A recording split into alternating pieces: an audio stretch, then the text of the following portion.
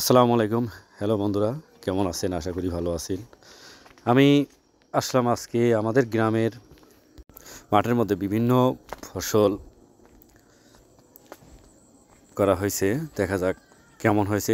আমাদের পেঁয়াজ, রসুন, তারপরে ভুট্টা ক্ষেত এবং বিভিন্ন ফসলাদি দেখা যাক। আপনারা ভিডিওর সঙ্গে এটা আমার আম্মু, আমার মেয়েটা সবাই দোয়া করেন। দেখেন মাটি একদম ফেটে গেছে।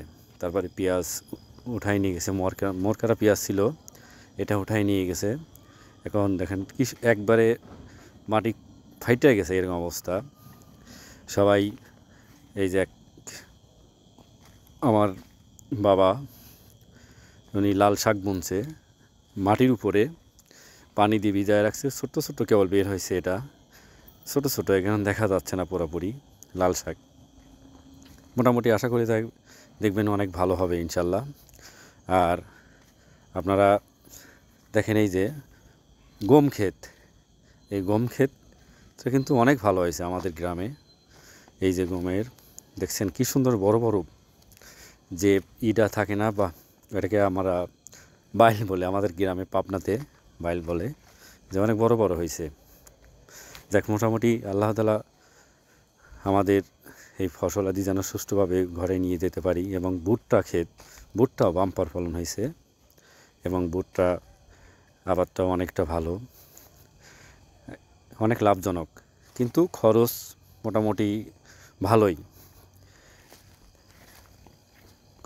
তারপরে এই যে রসুন, এই রসুনও অনেক ভালো হয়েছে।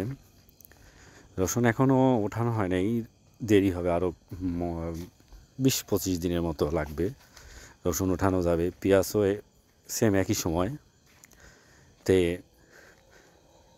আপনারা যদি এই ভিডিওটা ভালো লাগে, অবশ্যই কেমন হয়েছে অবশ্যই একটু কমেন্টে জানাবেন। আমাদের এই মাঠের মধ্যে যে আবাদ করা হয়েছে, এটা কেমন হয়েছে অবশ্যই কমেন্টের মাধ্যমে জানাবেন।